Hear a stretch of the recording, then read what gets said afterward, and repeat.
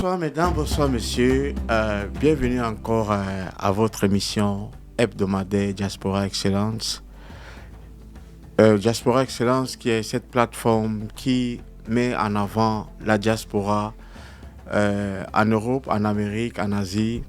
Et à la Diaspora Excellence, nous parlons et nous dénonçons tous les mots qui nuisent à notre diaspora et nous donnons des conseils pour une meilleure amélioration de la diaspora.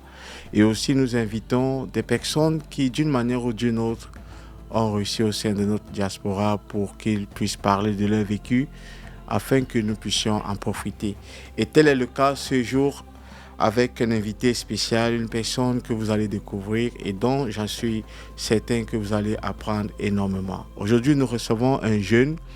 Il est parti de son Yaoundé natal et il se retrouve ici en Angleterre aujourd'hui. Homme inconnu auparavant qui est devenu très connu et ceci grâce à son métier. Les Anglais l'appellent l'envoyé de Dieu. Certains disent que c'est celui qui est venu les sauver. Quand il est sur les stades de football, les gradins vibrent. On chante son nom et on célèbre son nom. Mesdames et messieurs, s'il vous plaît, aidez-moi à recevoir Carl Mike Fondop. Bonsoir Mike, comment tu vas?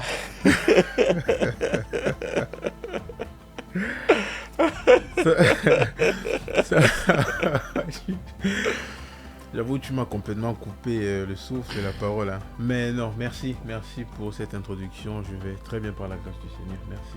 Et toi-même, François? Ça va très bien, merci. Par la grâce de Dieu également. Ça va très très bien, merci beaucoup. Merci d'avoir répondu présent à cette invitation. Nous sommes vraiment honorés de t'avoir ici dans nos studios.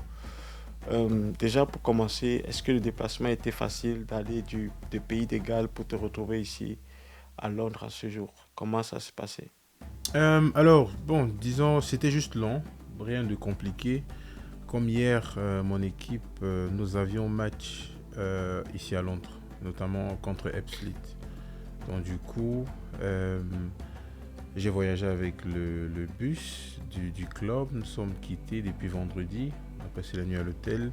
Et bon, vu que nous sommes à Londres, j'ai juste pris la permission pour rester sur Londres avant de rentrer demain, lundi. Donc maintenant, voilà, en restant sur Londres, j'ai profité pour passer du temps avec la famille et les amis, à l'instar de la personne que tu es. Donc je dirais juste que le trajet était long, mais en termes de compliqué, non. C'est toujours un plaisir d'être avec les coéquipiers parce que généralement, pendant le trajet, on joue aux cartes dans le bus, donc ça rend un peu plus court. Ok, c'est parfait. Est-ce que tu peux, Carl, parler brièvement à tous ceux qui nous regardent? Est-ce que tu peux faire une brève introduction de ta personne, qui tu es, ce que tu fais? Ouais, alors comme tu l'as si bien dit au début, Carl Mike Fondop Talom.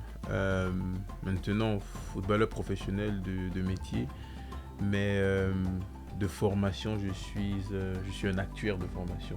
Donc, je n'ai pas encore le titre d'actuaire, je suis encore en train d'y travailler. J'ai eu une licence en actuariat. Alors, au début, je quitte le Cameroun en 2013, principalement pour les études ici en Angleterre. Mais bon, tout le monde sait, j'ai toujours été un passionné de football. Ça, c'est depuis l'école primaire, hein. J'ai toujours fait sport-études. Donc du coup, primaire, secondaire, je faisais sport-études. Et puis quand j'arrive ici en Angleterre, je savais au fond que voilà, je vais fréquenter parce que c'est la raison principale pour laquelle je viens en Angleterre. Mais in the background, je savais que j'allais essayer, j'allais donner quand même un peu du temps au football, histoire de voir où ça pourrait m'amener. Donc voilà, j'arrive et puis je vais à l'université d'Essex à Colchester. Pendant que je fréquente, c'est comme ça que je me rends compte que voilà, il y a des possibilités dans le foot. Donc forcément, je fréquentais à plein temps. Et il y avait l'équipe universitaire qui voilà, s'entraînait de temps en temps. Bon, au préalable, c'était juste pour garder la forme. Mais avec le temps, je me rends compte que le coach de l'équipe universitaire entraîne un club local qui joue dans une division plus élevée que celle de l'équipe universitaire. Et je monte des rangs parce qu'à l'université, il y avait 5 équipes. La cinquième qui était la dernière à la première. Idéalement, tu voulais jouer à la première. Bien sûr. Mais il fallait prouver. Donc je commence à la cinquième et puis voilà, je prouve. Et très rapidement, je monte à la première. Et c'est comme ça que le coach de la première, il me dit, j'ai mon équipe. Est-ce que ça te dit? Parce que je vois que le niveau universitaire, c'est pas ton niveau. Et c'est donc comme ça que voilà, je fais sa connaissance. Et puis je vais dans son club. Et puis je fais bien là-bas. On va revenir sur le parcours footballistique après le mais dans un sens général, pendant que je suis à l'université, je joue au foot et puis j'obtiens ma licence en actuariat en 2017. Et c'est là que je me dis, voilà, depuis que je suis au primaire, je fais sport-études. En 2017, c'était la première fois que je me suis dit, là, je me concentrais sur une seule chose, soit le foot, soit l'actuariat. Et voilà, c'est là que je me suis dit, bon, ok, je vais donner un peu de temps au foot. Et depuis 2017, donc voilà, c'est comme ça que je commence à pratiquer le football professionnel jusqu'à ce jour. Super, ça c'est fantastique ça. Voilà, il y a tellement de questions qui me viennent en tête et je pense que c'est des interrogations que plus d'une personne se pose. Déjà, la toute première est de savoir comment est-ce qu'il y a eu cette transition lorsque tu es arrivé en tant qu'étudiant et que tu te retrouves en train de jouer en tant que professionnel de football. Comment est-ce que la transition s'est faite, sachant que en tant qu'étudiant, tu n'as pas en Angleterre, bien sûr, et j'estime que je ne sais pas comment ça se passe dans d'autres pays, mais ici en Angleterre, en tant qu'étudiant, tu es un homme très limité pour travailler. Donc du coup, le football étant un métier à temps plein, le football et professionnel étant un métier à temps plein, comment est-ce que ça a pu être possible qu'un étudiant se retrouve dans les rangs d'un club professionnel à jouer? Alors oui, c'est une bonne question. Comme tu l'as si bien dit, le visa étudiant que j'avais ne me permettait pas de travailler à plein temps. Comme je suppose, comme beaucoup doivent le savoir. J'avais, je pense, un nombre limité de 20 heures par semaine durant les trimestres universitaires. Maintenant, en dehors, c'est-à-dire pendant les vacances, je pouvais travailler à plein temps. D'accord. Donc, du coup, étant conscient de ça, je savais qu'au fond, si je dois jouer au foot tant que je suis à l'université, je ne peux pas signer un contrat professionnel. Parce que le contrat professionnel, c'est plein temps. Donc, voilà, c'est la chance que j'ai eue, c'est comme j'ai dit au préalable, mon coach qui entraînait une équipe locale, mais elle n'était pas professionnelle, elle était amateur semi-pro. C'est-à-dire on s'entraîne les mardis, les jeudis, on joue les matchs les samedis. Donc quelques années plus tard après, j'ai fait la rencontre de mon agent. J'ai voulu jouer professionnel, mais c'est là il m'a expliqué avec les restrictions de mon visa, je ne pouvais pas le faire. Mais bon, la priorité pour moi c'était l'université. Donc du coup, je me dis, pendant mes années universitaires, parce que l'objectif c'est d'obtenir d'abord minimum ma licence. Donc pendant mes années universitaires, je vais essayer de jouer minimum semi-professionnel. Et je vais vraiment, c'est-à-dire avec l'aide du Seigneur, quand j'obtiens ma licence, maintenant me lancer dans le football professionnel. Et j'avais la grâce que j'avais la famille européenne qui... Ça a aidé maintenant à ce que je change le statut de mon visa. Donc maintenant, et c'est arrivé juste, je pense, pendant mon année pénultime, ou ma dernière année, quand j'ai pu changer, comme j'ai dit avec la famille européenne, quand j'ai pu changer le statut de mon visa. C'est comme ça maintenant que voilà, c'est comme ça maintenant que j'ai pu savoir que voilà, je pouvais, surtout que comme j'ai dit, désolé, je recevais un appel, comme j'ai pu quitter de ce statut, comme j'ai pu, le plus important, avoir pu avoir ma licence. C'est là où je me suis dit, ok, là maintenant je peux. Le plus important a été fait parce que comme mon papa, mes parents, ils m'ont dit, voilà, au moins on veut que tu obtiennes ta licence juste pour assurer ce plan B. Donc quand maintenant j'ai pu obtenir ma licence, voilà, c'est comme ça que je me suis jeté dans le monde du football professionnel. Donc oui, la transition n'a pas été facile parce qu'elle m'a demandé beaucoup de sacrifices en termes de les heures d'études. C'était pas évident à l'université entre essayer de chercher un travail universitaire, les jobs d'étudiants et essayer de jouer au foot. Parce que pour que mon plan marche comme je voulais, je devais jouer pendant que je fréquentais. Je ne pouvais pas juste me concentrer sur l'école, attendre que j'obtienne ma licence avant de me mettre dans le foot. Non. Parce que j'étais sur une lancée où, quand je devais obtenir ma licence, je comptais me lancer directement dans le foot professionnel. Et pour ça, il fallait donc garder une certaine marge de progression en termes de football. Donc en effet, comme j'ai dit, j'avais vraiment pas de vie sociale à l'université. Ça m'a demandé beaucoup de sacrifices. Mais je ne regrette pas aujourd'hui quand je vois mon passé. Je suis vraiment Dieu a vraiment fait grâce que je puisse être où je voulais être.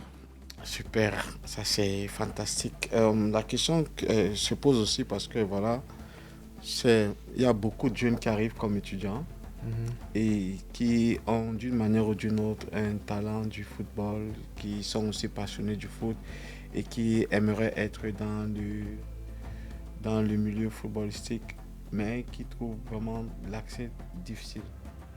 Qui trouvent l'accès difficile et certains se posent des questions, ils demandent des conseils, cherchent à gauche, à droite, comment est-ce que je peux y arriver. Donc c'est bien que tu puisses donner ce témoignage-là et que voilà, pour ceux qui nous regardent, qu'ils sachent que tu as quand même eu cette famille européenne qui à un moment donné a dû contribuer pour que tu puisses changer de statut et que voilà, tu puisses avoir accès à ces contrats professionnels qui te donnaient facilement la liberté de pouvoir jouir de ton football sans avoir de restrictions quelconques. Ah, c'est bien ça. J'aimerais savoir, du moins, on aimerait savoir, parlant toujours dans cette lancée-là, c'est comment est-ce que tu as pu gérer les études et le football? Parce que seulement les études, ici, pour nous qui avions quand même la possibilité d'aller à l'université ici, c'est très compliqué.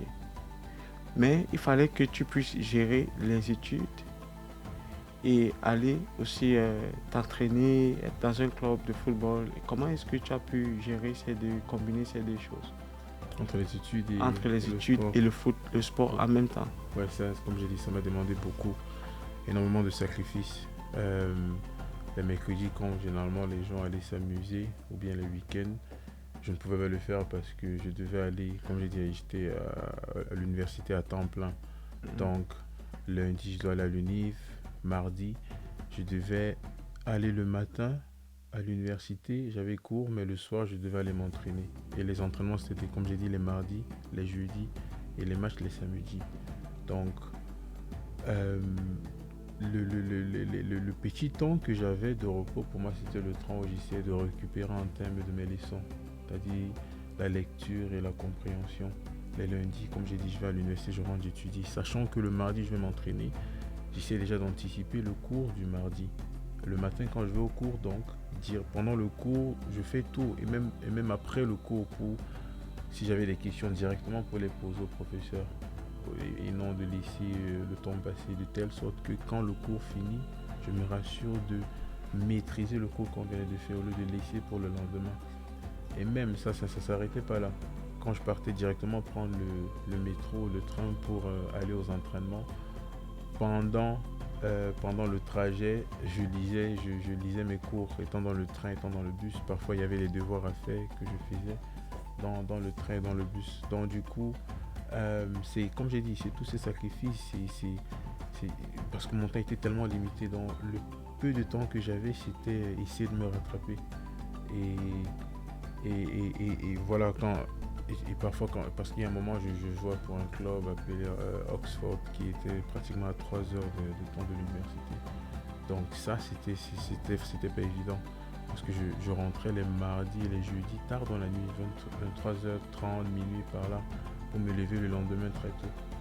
Donc comme j'ai dit, c'était d'énormes sacrifices. Mais quand je vois aujourd'hui, si on me demande de refaire la même chose, bon, je ne sais pas si je le ferai parce que là, honnêtement, je dirais c'est juste Dieu qui m'a aidé parce que quand je vois mon parcours, c'est ça m'a demandé d'énormes sacrifices. Ouais, la main de Dieu et surtout beaucoup de travail de ta part aussi. Et tu te rappelles aussi à Manchester en 2016, à Manchester où tu étais à cheval entre tes examens et un tournoi que tu devais jouer. Je me rappelle que quand le tournoi est fini, sur le coup, voilà, Direct, je dois prendre direct, mon train pour rentrer. Ouais. tu vas prendre Ouais, ton tout à train fait. pour rentrer et Et il tu y avait une avais, soirée, ouais. justement, il y avait même une soirée que tu as dit non, tu ne pourrais pas assister à la soirée, tu as pris ton train pour rentrer parce que le lendemain, tu devais avoir des examens. Ouais. Donc voilà, oui, c'est la main de Dieu et beaucoup de Sacrifice. sacrifices aussi de ta part, beaucoup de travail. Maintenant, en tant que, avant de rentrer dans ta carrière footballistique proprement dit, tu nous as dit que tu as une licence en tant qu'actuaire, une licence Une licence en actuariat. en actuariat. C'est quoi déjà l'actuariat? Alors, comme j'ai dit, la licence en actuaire, c'est pour être un actuaire. Et un actuaire, les actuaires sont ceux qui utilisent des méthodes de probabilité, des formules de probabilité, des statistiques pour évaluer les risques dans les assurances, les institutions financières. Donc voilà, les actuaires sont des personnes qui utilisent beaucoup les chiffres pour, voilà, comme j'ai dit, évaluer les risques et puis parfois même pour dire si un certain projet aura du succès ou pas dans un futur proche ou lointain.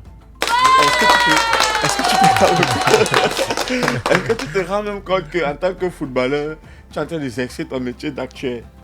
Oui, c'est l'évaluation des risques en effet. Et les chiffres et tout ça, donc ça rentre aussi quelque part. Dans un certain, oui, en effet. Tu vois ce que je veux par là dire. D'une certaine manière, tu es en train d'exercer ton métier d'actuaire parce que voilà, tu as les contrats que tu signes. Il y a les chiffres qui te sont présentés, tu ne signes pas seulement le contrat pour le signer, tu prends la peine de les lire, tu vois aussi si les chiffres qu'on te propose te correspondent, ainsi de suite. Donc oui. Et ça revient à dire ceci, que c'est bien de faire le sport. Donc pour ceux qui nous suivent et qui ont des enfants aussi qui font du sport, qui aimeraient encourager les enfants dans le sport, c'est bien de faire du sport, mais c'est également bien de faire le sport ayant quelque chose dans la tête. Tout à fait. Une alternative, un plan B. Un plan B. Ce n'est pas nécessairement les études. Il y en a qui...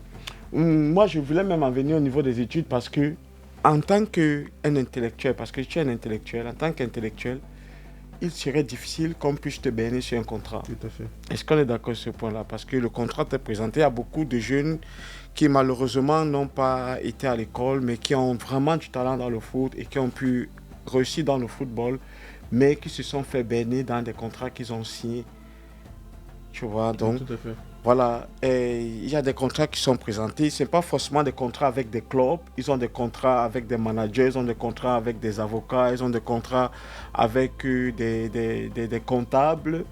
Ils ont certaines de leurs biens qui leur sont présentés. Ils signent des contrats, ils débouchent de l'argent sans toutefois avoir à lire.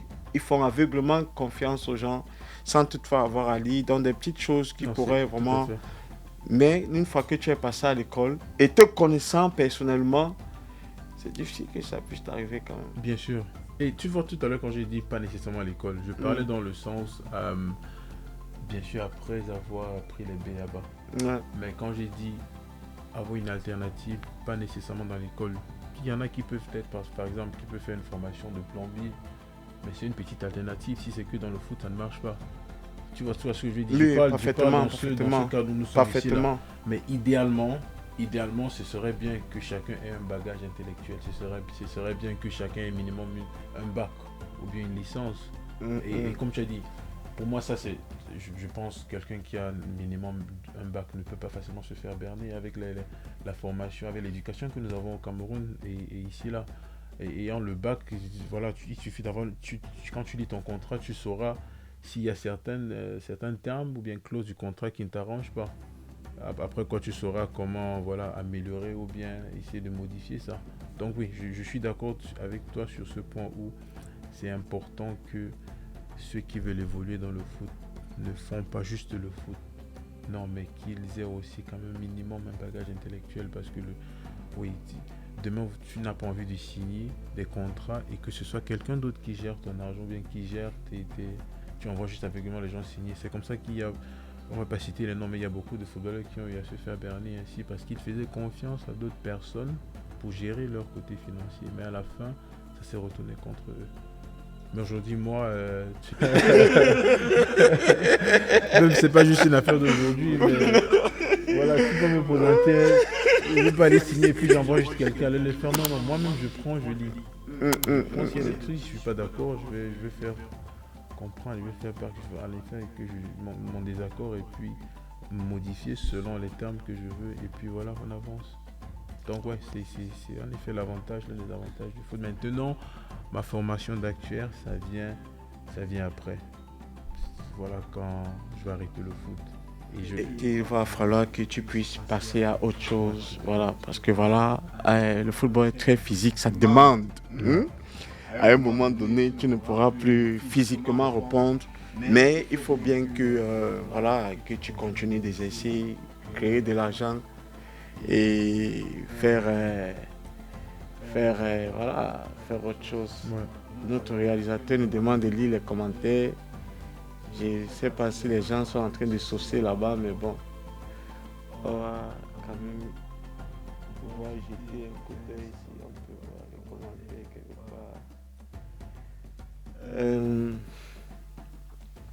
part. Merci à toutes les personnes qui réagissent et tous ceux qui sont connectés et toutes les personnes qui sont fidèles à notre page.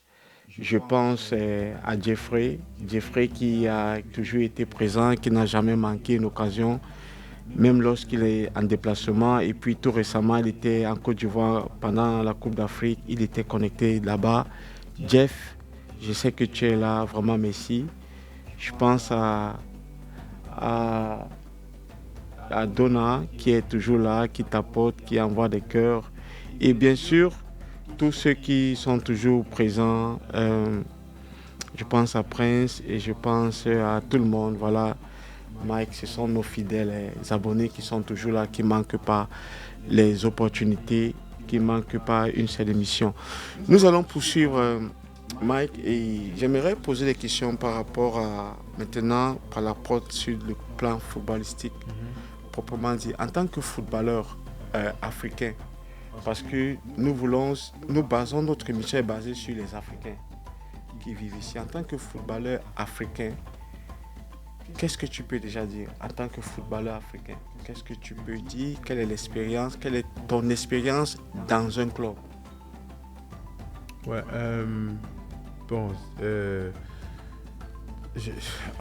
peux les résumer en un peu dans les mots que Eto'o avait dit à dire dans le passé. Je ne pense pas qu'Eto'o soit le seul, mais que parfois en tant que footballeur africain, pas parfois, je pense très très souvent, tu as l'impression de devoir bosser 2 ou 3 fois que les autres pour avoir, n'est-ce pas, parfois une petite chance. Donc ça c'est selon mon expérience.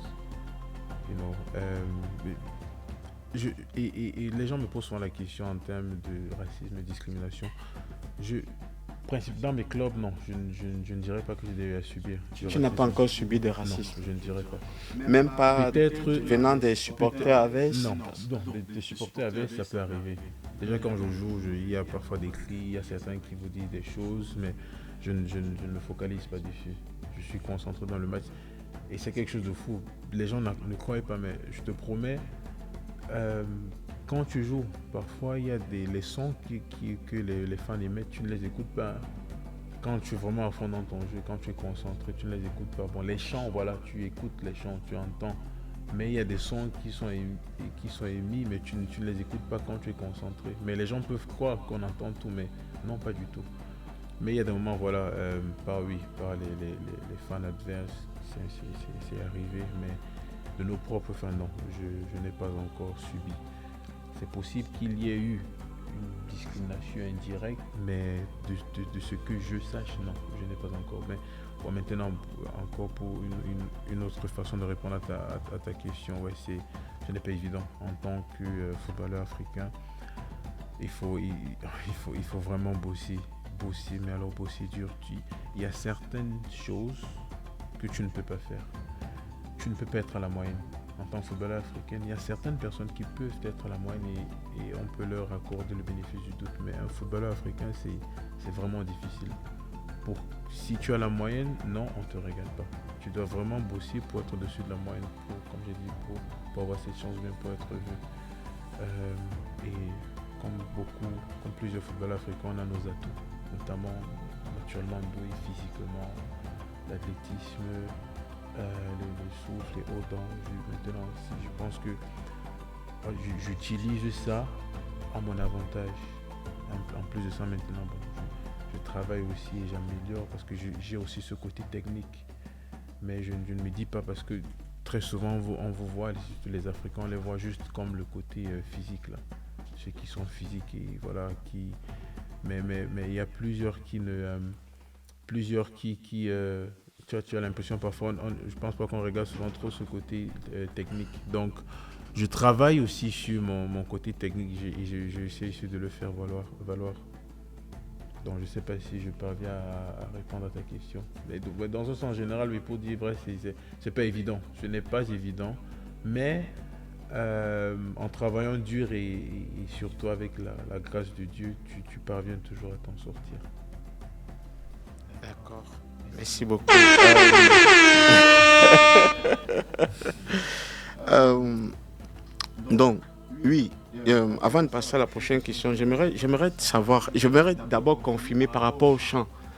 Parce que chaque fois que tu es au stade, c'est vrai que comme tu as dit que tu ne comprends pas, tu n'entends pas tout et tout. Nous qui sommes dans les gradins, moi qui suis venu plusieurs fois te voir jouer et encore hier, les gars chantent ton nom, mon gars. Les gars chantent ton nom, mon gars. Les gars, ils chantent ton nom. Et tu vois comment ils sont tellement sérieux dans le chant. La passion. Ils sont passionnés. Ils chantent ton nom et tu es à côté, tu te dis, waouh. C'est très impressionnant comment ils aiment leurs joueurs, comment il y a une marque d'affection pour leurs joueurs, comment est-ce qu'ils essaient de le transmettre. Et voilà quoi. Oui, non, Donc, c'est quelque chose depuis, je me rappelle la première fois que ça m'est arrivé, je pense que j'étais à Brexham, la première fois que j'entends comment les fans chantent mon nom, c'est quelque chose je ne saurais comment l'expliquer, mais le sentiment est trop, tu as envie que tes parents soient là pour te regarder parce que voilà, j'espère très bientôt que mes parents pourront venir me voir jouer, mais voilà, depuis que je joue en Angleterre, ils n'ont pas encore eu cette raison au stade pour entendre cela parce que voilà, c'est le nom de la famille qui est chanté, justement. et puis ça te touche parce que tu sais, quand j'arrive ici, c'est ce qu'un de mes amis qui est aux États-Unis m'avait dit, tu arrives en Angleterre, tu tapes ton nom sur Google, tu trouves pas ton nom, mais voilà, aujourd'hui, c'est autre chose. Et le fait que les fans chantent, ça c'est toujours un rappel pour moi d'où je sors. Le fait d'entendre ça, c'est toujours un rappel. Et hier, dans le nom qu'il chantait, comme je pense que tu as dit ça au début de l'émission, l'envoyé de Dieu, mais c'est le neuf de Dieu. Le neuf de Dieu. L'attaquant de Dieu. C'est comme ça que je pense que ça fait presque 3 ans. Un ami qui sait que je suis très religieux, il a commencé à m'appeler comme ça, l'attaquant de Dieu, l'attaquant de Dieu, l'attaquant de Dieu. Et puis c'est comme ça un jour il a sorti le neuf de Dieu. À cause de ma foi chrétienne et le fait que je sois attaquant. Et c'est comme ça que j'ai commencé moi-même à adopter ce nom que oui en effet je suis l'attaquant de Dieu. Je suis celui, comme tu as dit au début, Dieu m'envoie dans l'équipe pour en effet aider l'équipe ou bien. Donc hier c'est ce qu'ils étaient en train de chanter, God Number 9. Donc oui, c'est dans d'autres clubs, c'est d'autres choses qu'on a eu à chanter, mais ça fait plaisir, ça fait plaisir. Tout à fait. Voilà, il y a beaucoup de sollicitations dans les commentaires, il y a tellement de questions qui sont en train de naître. Et une des questions, c'est une de nos fans qui a demandé, est-ce que tu comptes jouer un jour pour l'équipe nationale du Cameroun? Oui, j'aimerais, et ça fait partie de mes rêves les plus fous. J'ai bien envie de représenter le Cameroun. J'ai toujours dit ça aux gens parce que j'ai toujours voulu refaire que les Camerounais pensent encore à Patrick Mboma, que ce soit à travers moi. J'ai toujours, c'est vraiment un rêve que j'ai toujours eu.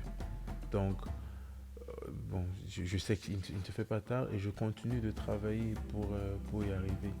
Je n'ai pas encore eu d'appel international, Mais voilà, comme je dis toujours, le temps de Dieu, c'est le meilleur. Je lui laisse faire son temps. Je fais ce qui est à mon niveau humain. C'est-à-dire, je travaille, je fais les sacrifices qu'il faut et je laisse le Seigneur s'occuper du reste. Mais en effet, j'ai vraiment envie de représenter le Cameroun et j'espère le faire un jour. On espère également te voir porter les couleurs du Cameroun, le vert ou jaune. Parlant de ça, c'était juste une transition. Voilà, j'ai voulu répondre à la question de cette fan-là. Nous allons revenir sur l'équipe nationale à la fin de notre émission. Mais j'aimerais te poser la question de savoir, parce que ceux qui nous regardent ont certainement des connaissances ici dans la diaspora qui jouent au foot ou des enfants qui jouent au foot, mettre dans les centres de formation, ainsi de suite. Quels sont les challenges auxquels tu fais face? Quels sont les défis auxquels tu fais face en tant que footballeur professionnel? Déjà, l'un des premiers, c'est d'être loin de ma famille. C'est vrai que voilà, j'ai ma petite famille maintenant de mon côté, mais oui, d'être loin de ma famille, ça aurait été vraiment super et génial d'avoir mes parents à côté, mes frères et sœurs venir me voir jouer chaque samedi ou mardi. Donc, je me rappelle quand je venais de commencer, c'était pas évident de finir un match si on a perdu. Comme je vivais parfois j'étais dans la maison des clubs, ou bien si j'étais dans mon appartement, quand on a perdu, je rentre, je suis tout seul. Voilà, quand c'est comme ça, tu as tout le temps de penser à la défaite, de penser au match, c'est pas évident. Par contre, mes collègues, ils rentraient vers leur famille respective, et ça, c'est quelque chose que beaucoup ne disent pas, ou peut-être le disent, mais que beaucoup ne savent pas, mais ça, c'est un challenge, c'est pas si évident que beaucoup le pensent. Vous pouvez être dans certaines conditions, mais quand vous rentrez, que vous êtes seul, vous n'avez pas vraiment des gens avec qui passer du temps, ou bien votre famille n'est pas à côté, ça, c'est pas évident. C'est pas évident. Donc ça, c'est un challenge que j'ai eu à faire face pendant plusieurs années. Bon, à part ça, honnêtement, il y a l'autre, comme j'ai dit tantôt, le fait d'être footballeur africain et de savoir que tu n'as pas droit parfois, je dirais, tu n'as pas droit à l'erreur. Tu dois tout le temps, mais alors tout le temps être au-dessus de la moyenne. Tu n'as pas, parce que tu te rends compte que le jour où tu es un peu à la moyenne, une moyenne acceptable, non, ce n'est pas suffisant. Par contre, il y a plusieurs qui peuvent être à cette moyenne, mais non, on leur accorde le bénéfice du doute. Mais en tant que footballeur africain, tu as l'impression que tu dois toujours être au-dessus de la moyenne, largement au-dessus pour être vu. C'est pour ça que moi, je donne beaucoup de respect aux footballeurs africains qui réussissent en Europe. À l'instar de, voilà, on connaît Cameroun, Eto'o, Mila, Mboma, les Sané, Mané, Yaya Touré, ici en première ligue en particulier. C'est énormément de respect parce que les gens peuvent voir ça et se dire, ah ben voilà, il y avait l'argent. Non, c'est pas du tout évident. Parce que pour qu'ils atteignent ce niveau, ça veut dire qu'ils doivent toujours être, c'est-à-dire les sacrifices qu'ils ont eu à faire et le travail qu'ils ont eu à mettre, ils doivent toujours être largement au-dessus de la moyenne pour être respectés comme ils le sont aujourd'hui. Donc ça c'est déjà aussi un autre challenge en lui-même, parce que c'est facile à être dépressif dans ce monde-ci, parce que le foot, ce n'est pas juste une affaire de talent. C'est beaucoup plus dans la mentalité, vous allez entendre beaucoup vous dire, c'est plus dans la tête. Il y en a beaucoup qui peuvent être talentueux, mais c'est dans la tête, vous n'êtes pas fort, vous n'allez pas aller loin. Vous pouvez aussi être fort dans la tête, mais si vous n'êtes pas talentueux, vous n'allez pas aller loin. C'est en effet trouver le juste milieu.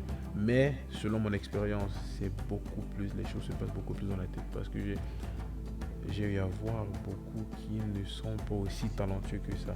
Mais mentalement, ils sont forts et ils parviennent à y arriver. Arriver au sommet. Mais est-ce que tu n'es pas aussi victime de favoritisme? Parce que voilà, tu peux même être bon, ça veut dire être à la hauteur, comme tu es en train de dire, mais tu tombes sur un entraîneur qui ne t'aime pas.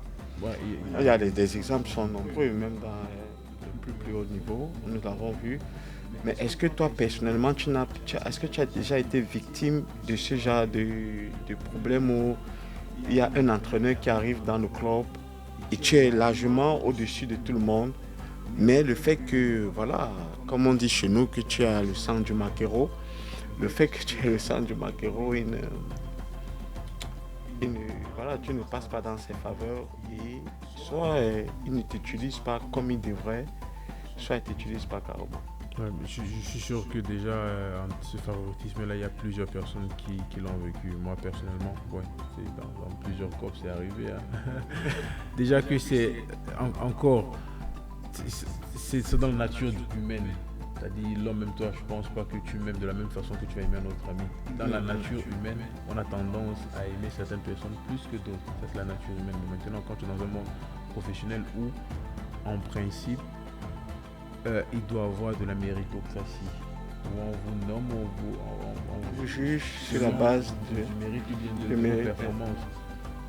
Dès lors que maintenant tu sens que cette logique est bafouée, ça peut te mettre dans une sorte de dépression, ça te fait te poser des questions, mais qu'est-ce qu'il y a? Et c'est comme ça que certaines pensées viennent dans la tête, des pensées genre, mais attends, est-ce le favoritisme, est-ce la discrimination? Mais oui, pour répondre à ta question, c'est déjà arrivé en effet, mais c'est la façon de réagir qui compte. C'est comment? Parce qu'il y en a, comme j'ai dit, ça arrive même pas seulement nous avec les footballeurs africains, même avec les autres. Mais comme je t'ai dit, en tant que footballeur africain, tu as l'impression parfois tu travailles tellement dur, mais voilà, si le sélectionneur ou bien ceux qui prennent les décisions tu as l'impression de ne pas être traité à la valeur dont tu estimes être traité. En effet, ça fait mal. Mais je pense que c'est ta réaction. Comme je dis, même dans la Bible, le Christ n'a pas su faire l'unanimité. Malgré les miracles et les prodiges qu'il faisait, les gens étaient toujours... Il y a beaucoup qui ne lui faisaient toujours pas confiance, ou du moins qui ne voulaient pas croire ou bien avoir foi en Dieu. Donc, mais pour moi, si ça arrive, non, je me concentre, comme j'ai dit tantôt, sur ce que je peux faire moi avec mes forces humaines, et je laisse le reste au Seigneur. Et Dieu m'a toujours mis au-dessus. À chaque fois que j'ai laissé mes problèmes à Dieu, il les a toujours gérés. Je n'essaye pas d'être rebelle, je n'essaye pas de faire certaines choses parce qu'effectivement j'ai ressenti cela. Non. Je reste professionnel, je continue de travailler. Et parfois, ce sont des périodes par lesquelles tu passes qui te rendent même plus fort, qui te font travailler sur des choses que tu n'allais pas pouvoir t'imaginer. Parfait. Donc voilà, tu as tout dit. Nous allons passer à la troisième et pratiquement la dernière rubrique de notre entrevue. C'est ce qui concerne le Cameroun. Voilà. C'est vrai que je t'ai posé la question si tu voulais un jour jouer pour l'équipe nationale du Cameroun et clairement tu m'as répondu. Donc déjà je veux savoir, est-ce que tu suis la CAN qui se déroule actuellement en Côte d'Ivoire? Ouais. Est-ce que tu regardes les matchs et comment est-ce que tu as trouvé la prestation des Lions indomptables? Voilà, je suis la CAN et en effet je ne suis pas le seul Camerounais. J'étais content que nous sommes qualifiés, mais c'est juste dommage qu'on n'ait pas pu aller un peu plus loin. Mais bon, je pense qu'il faut juste qu'on donne un peu plus de temps à certains joueurs et à l'équipe en général. Donc ouais, plusieurs mois comme plusieurs personnes, nous voulions que voilà, les Lions aillent un peu plus loin, mais bon, c'est dommage. Mais je fais partie de ceux qui pensent qu'à chaque échec, il y a toujours une certaine façon de voir les choses, essayer de voir comment travailler sur les trucs qui n'ont pas marché, ce qui n'a pas marché, s'améliorer à partir de là et voir comment mieux faire la prochaine fois. Est-ce que tu penses que cette équipe que tu as regardé jouer garantit une certaine assurance pour les années à venir pour l'équipe du Cameroun qui a une renommée internationale dont on connaît comme étant l'une des meilleures équipes africaine, pour ne pas dire la meilleure équipe africaine sur le plan international? Est-ce que ces joueurs que tu as vu évoluer, cette équipe que tu as vu, y compris l'encadrement aussi, est-ce que tu penses que ce groupe-là en entier représente valablement ou donne une certaine assurance aux Camerounais pour les années à venir? Comme j'ai dit tantôt, pour moi le temps, parce que certains de ces joueurs, je pense que c'est la première fois que certains jouent entre eux. Il y a certains qui, voilà, comme j'ai dit, la première fois, donc je suis plus avec donner du temps. C'est-à-dire, je ne suis pas vraiment la personne mieux placée pour dire, voilà, il faut faire telle chose, il faut nommer telle personne. Non, ça, c'est pas dans mon domaine. En tant que footballeur, déjà qu'il y a plusieurs personnes qui me connaissent comme ça, en tant que footballeur, je n'aime jamais critiquer les autres parce que je suis du métier. C'est pas que je n'essaie pas de dire la vérité, non. Je sais comment le foot, très souvent, c'est une affaire c'est une question de temps. Donc, demander si j'ai si j'ai confiance en cette équipe, tout ce que je dirais, c'est le temps. Je pense qu'il faut juste qu'on laisse le temps à ces jeunes. C'est toute une a new era, c'est toute une nouvelle génération. Et je pense qu'avec le temps, travailler ensemble, ils vont pouvoir trouver cette alchimie pour pouvoir maintenant être une équipe dangereuse. Donc non, pour moi, laissons juste le temps. Laissons le temps et puis voyons voir ce qui va se passer. D'accord, voyons voir ce qui va se passer. Est-ce que, à titre personnel, tu as déjà été abordé par un membre de la FECAFOOT ou un membre de l'encadrement de l'équipe nationale pour en savoir à ton sujet, pour une éventuelle collaboration ou appel, ou même juste un appel pour savoir prendre de tes nouvelles et dire que peut-être tu serais dans le viseur du sélectionneur. Est-ce qu'il y a déjà eu contact entre ces personnes-là et toi? Bon, non, pas encore, comme j'ai dit, pas encore. Et j'ai hâte que cela arrive. J'ai vraiment hâte comme j'ai dit tantôt, de pouvoir représenter le Cameroun en termes voilà, les membres de la FECAFOOT venir vraiment non pas, ce n'est pas encore arrivé, et puis je continue de bosser, je pense que je suis pas le seul, il y a plusieurs footballeurs qui voudraient dans cette position de pouvoir représenter le Cameroun, donc je continue de bosser et puis j'ai foi que ce moment viendra. On espère que ça viendra vraiment, Karl. Tu es un excellent footballeur. Pour ceux qui te connaissent et qui regardent tes matchs, ils savent exactement. Voilà, tu es un pur produit de la diaspora. Nous devons rappeler que tu n'as pas joué de première division au Cameroun, mais aujourd'hui, tu es footballeur professionnel. Tu as été étudiant au pays, élève. Et tu es parti de là pour continuer tes études ici et voilà. J'ai fait l'académie CUFO. Tu as fait l'académie CUFO. Oui, vas-y, tu peux. Oui, j'ai fait après mon bac en 2011. 2011, oui. J'étais en CUFO pendant 2 ans. Pendant 2 ans avec les joueurs comme Boya, Onla, Olivier Simon, Guidjol. Il y a pas mal de noms. Quelques jours on a fait l'académie CUFO et puis c'était une bonne expérience. C'est après ça maintenant que après CUFO que je quitte le Cameroun pour l'Angleterre. Mais sinon, même avant CUFO, comme j'ai dit tantôt, j'ai toujours fait sport-études. Toujours, je dis bien depuis le primaire. Parce que il y a parfois après certains cours au primaire, quand le cours finissait directement, je courais, je partais, je devais aller m'entraîner. Et pareil au secondaire, quand je finissais parfois les cours, je devais vite filer pour aller m'entraîner.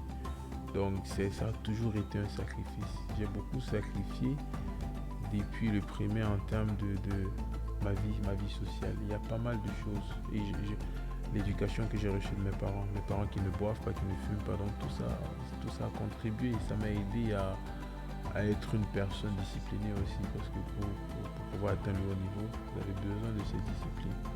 Donc ce n'est qu'après, comme je dis tantôt, après avoir fini en 2017 que je décide de donner du temps uniquement au football. Mais sinon, depuis le primaire, je faisais toujours sport-études. Merci beaucoup. Ça, c'est super pour atteindre le haut niveau. Voilà, les amis, il faut être discipliné. Donc, si tu m'écoutes ce soir et que tu es un étudiant dans la diaspora avec un rêve de devenir footballeur, Mike est la preuve ici que c'est possible, c'est faisable. En tant qu'étudiant, tout ce dont tu as besoin, c'est d'être discipliné. Pendant que tu fais tes études, tu continues de poursuivre ton rêve de footballeur. Et le moment venu, avec la grâce de Dieu, tu vas pouvoir percer et devenir, pourquoi pas, un jour, le Mike de ta famille également en tant que joueur professionnel. Mike, nous arrivons carrément à la fin de notre émission. Est-ce que tu as un dernier mot pour toutes les personnes qui te regardent en ce moment?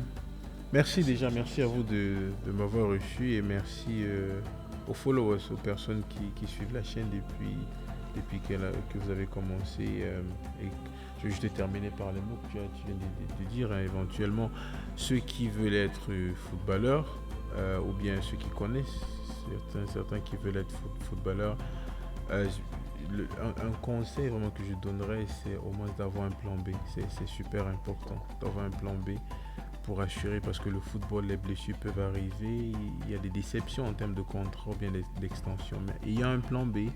Vous avez cette assurance que même si les choses ne marchent pas comme vous voulez dans le foot, le fait d'avoir cette assurance vous met déjà mentalement et moralement à l'aise.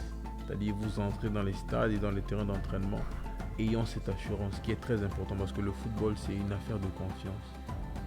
Chaque semaine, c'est une affaire. Quand vous allez dans un stade, quand vous avez confiance, même si vous pouvez ne pas être plus talentueux que votre adversaire, mais le simple fait d'être confiant peut vous donner déjà une certaine marge de supériorité. Donc oui, important d'avoir un plan B. Et en effet, il faut être très très discipliné et faire d'énormes sacrifices. Merci beaucoup, chers amis, voilà, famille que vous êtes devenus. Merci pour votre bienveillance, merci pour votre présence, merci pour votre soutien.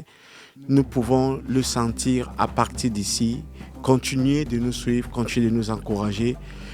Je tenais aussi à dire, sans vouloir te couper, il ne faudrait pas que je finisse de dire ça sans dire l'importance de Dieu dans ma vie, dans tout ceci, dans tout ce que j'ai pu entreprendre jusqu'à aujourd'hui. Donc c'est très important. J'ai parlé de travail, de sacrifice, de plan B, d'alternative, mais donc tout ça, c'est important en tant qu'un enfant de Dieu. Parce qu'il y a cette assurance-là que votre joie ne vient pas d'ici, mais ça vient du Seigneur.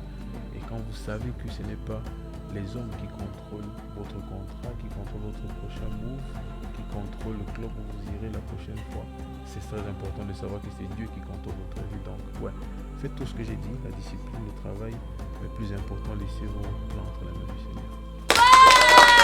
C'est Dieu qui tient nos vies entre ses mains, c'est à lui que revient le dernier mot. Tu pourrais travailler comme un malade et demain ne pas avoir un contrat professionnel. Des exemples sont nombreux. Mais lorsque tu confies tes projets à l'Éternel, c'est lui qui détermine le lendemain. Peu importe les difficultés, peu importe les moments que tu traverses, ne baisse jamais les bras, parce que les choses ne sont pas toujours roses, tout n'est pas toujours facile. À un moment donné, au bout de l'effort, le confort. Continuez de bosser les amis, vous qui espérez un jour devenir footballeur professionnel vivant dans cette diaspora, que ce soit en Angleterre, en France, que ce soit en Amérique ou en Asie, un jour, Dieu dira le dernier mot dans vos vies également. Ce fut un réel plaisir de partager ces instants avec vous. Je vous donne donc rendez-vous dimanche prochain à la même heure, au même endroit. Que le Seigneur vous bénisse. Passez un excellent dimanche. Ciao, ciao. Bye bye.